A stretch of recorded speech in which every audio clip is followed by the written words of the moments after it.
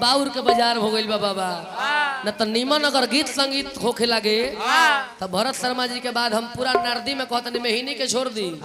पूरा नारदी में अगर गीत संगीत केहू सुने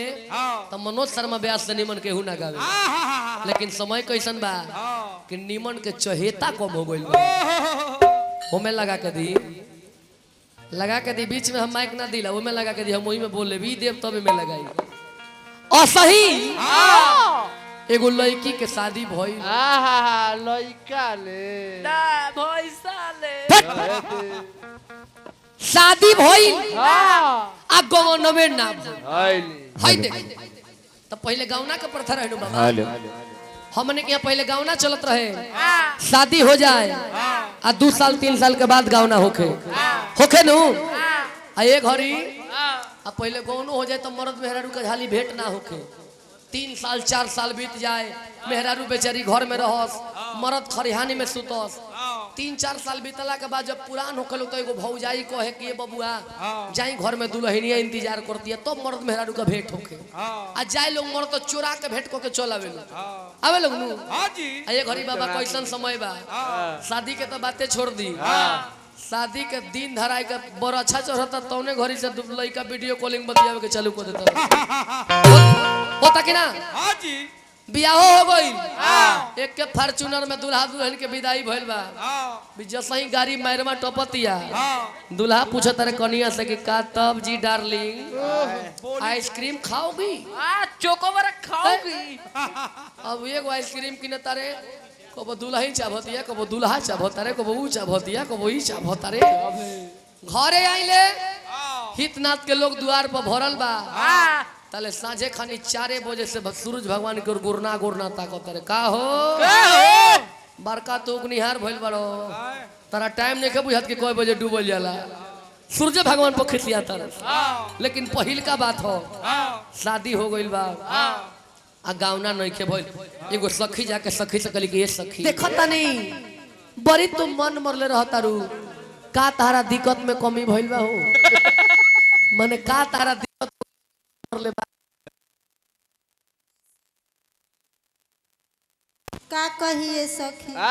मुहे ले कह ई सब सुने में हमरा तनको खराब ना लगला तू कह ना का महेंद्र रौरे तो खराब नहीं लगत हुई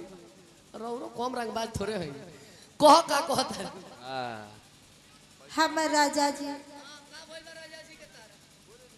हमर राजा जी बियाह करा के आ गौने नहीं करावत होइली गावा ना गौना नहीं करावो तो उनका लगे फोन ना कोइले रहलू हो फोन तो हम वही घड़ी से करतानी फोन कैलू हो तो का कहले कहतानी कि अभी पातारा में दिने नहीं खे बन होइलो तोरा भातारा में दिने नहीं पातारा में कहतिया तो तिवारी जी के पतरा में दिन नहीं खे बनो तो गिरी जी से पतरा दिखाओ उनका पतरा में दिन बनत होई गाव धक्का धक चले ले मौगी कहतिया मेन से कहतिया देखिए है मौगी मेन से कहतिया शौकत भैया देखिए तो कैसे मौगी मेन से कहतिया धर्मेंद्र भैया कि चढ़ली जवानी हमार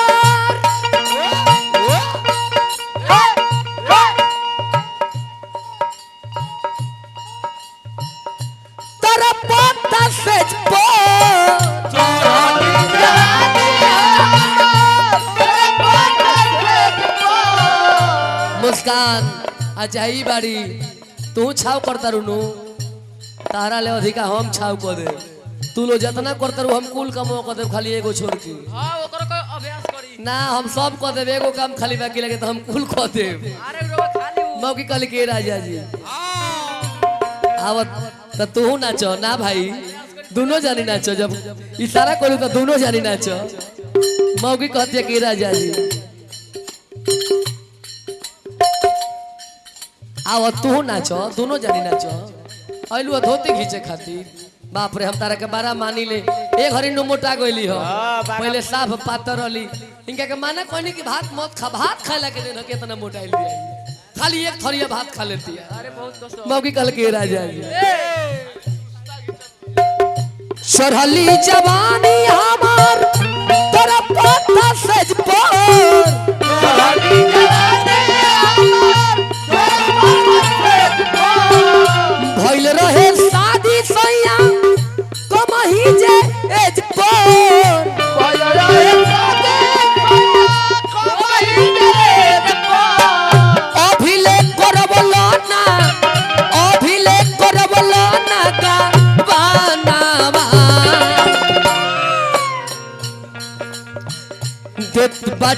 रोज ओ रहानावा एथिया में आटे ना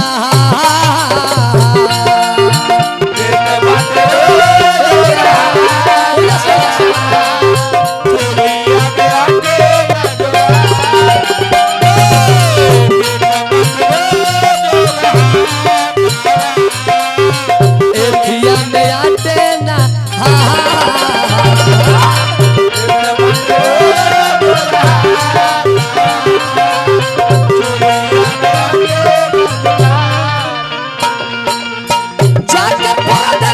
जाके परदेसवा में भुला गइल राजा जी अखिया के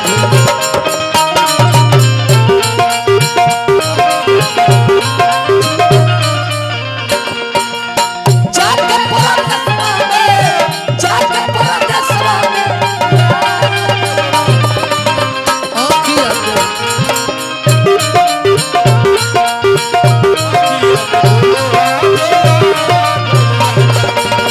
देत बात रोज ओ रहानावा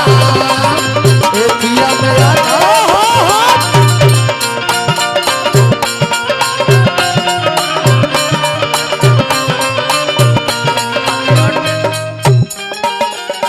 अब बाबा तनी दोनों नचनिया लोग के कला देखो मुर्की लागी चक्रधार मुर्की मारे के बाद प्लेन के समय खत्म हो गई हाँ जी अब चक्रधार मारलो डायरेक्ट चक्रधार तू ये कोना पर तू हो कोना पर देखता नहीं दोनों जानी में केकरा कमर में ज्यादा जोर बा मेहरारू कहतारी का कहतारी ए राजा जी गोतरे गोतर में मोरा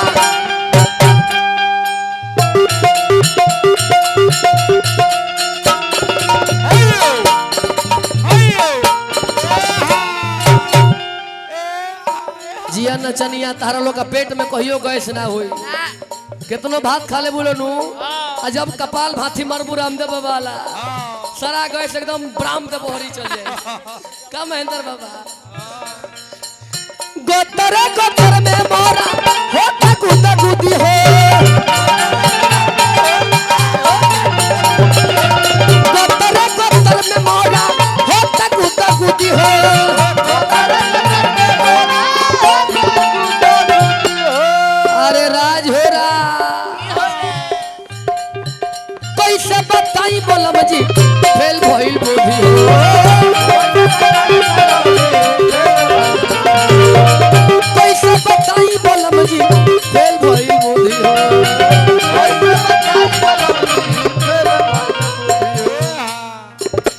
अच्छा भगवान हमन रह ना 12 तारीख ले रहे के बानू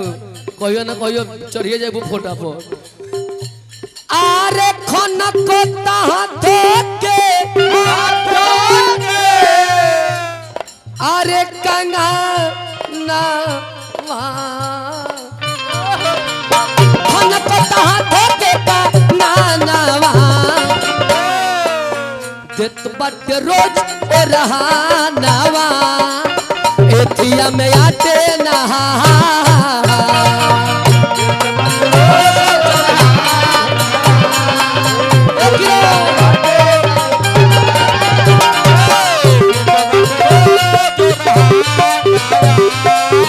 एथिया में आटे ना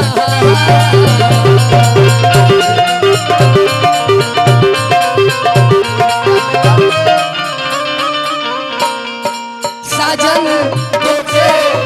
प्यार की लड़ाई में साजन तुमसे प्यार की लड़ाई में टूट गई चूड़िया कलाई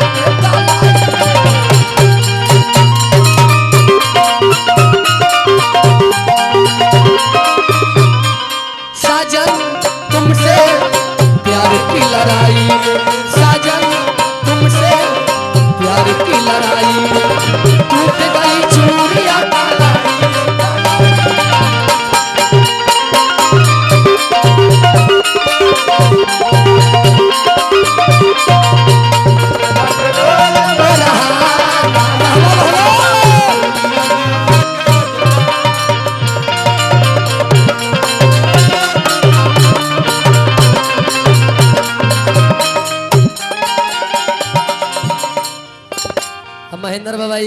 के लिखल ना रो गीत लिखत नहीं बाकी हमरा के नहीं खिदे बहुत रोरा पर फाइन लग जाए का कहले बार इनका डायरी चुरा लेता ना ना महेंद्र बाबा के एगो गीत लिखी ले कि साफ करेजा में लागे वाला अरे लिखल ई गीत महेंद्र बाबा ई दूसरा ई स्वयं हमार लिखल गीत हो अरे लिखल त ढेर हम साल भर में एगो गीत लिखिला साल भर गाइले फिर ओकरा के छोड़ब तब एगो लिखो अरे लिखल त ढेर रहे लेकिन डायरी जब से चुरैला से मनोबले गिर गइल ओ बाबा डायरी चोरा लेला सर तो ऐसा न कहले कि चोर ब्यास में ना जाए के चोर ब्यास में मत जाई आ दूसर का तेज ब्यास में रही अभी क्या मानी के चोरइबो करी त ई देखिए ना हमरा में रहता कोनो चोराई त हम देख लेब कि ना आ देख लेब त मारे लगो कि हमरा ठकैता के डायरी चोरइबो मुआ दे बाबा हमरो खातिर एगो गीत लिखी जो हमरा से गवा जाए और गीत तो सबके से गवाइबे ना करे एगो लिखी जो हम गाली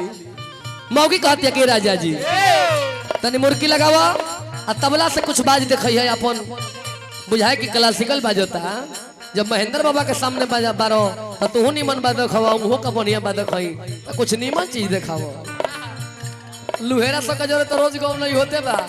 मनोज भैया के जोरे गाँव तरफ तो कुछ निमन गावो का बबुआ बाबा हो भी जंदर का है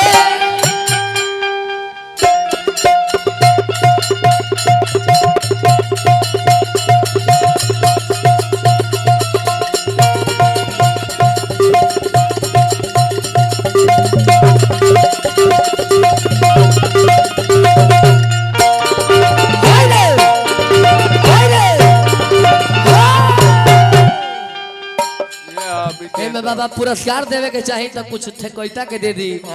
इहो हमरे जोरे आइल बारे सब जना हमरे जोरे नु बारे आ त लइकवा बाद में हमरे शिकायत करे लगे था कि रौरा घरे ना इनको चाहिए जलवहियो लोग के चाहिए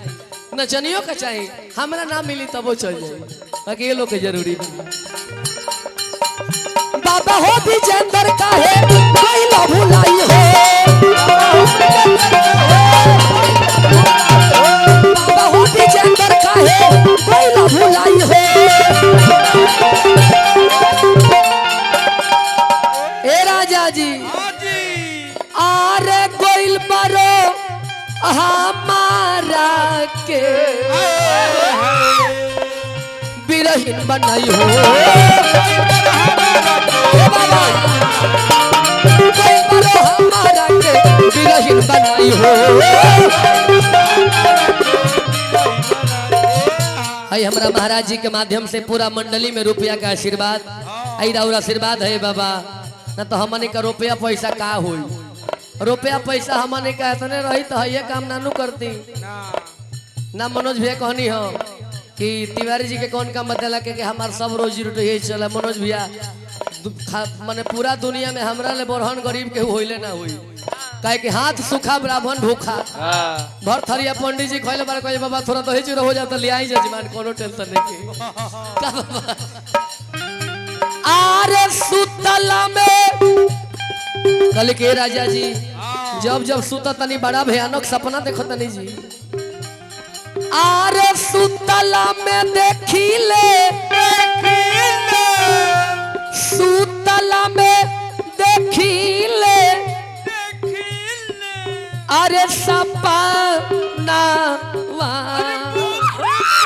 मनोज भैया आंख मूंद ले वो कुछ देखो दे तो बात रोज ओ रहानावा एथिया में आटे ना जुबाना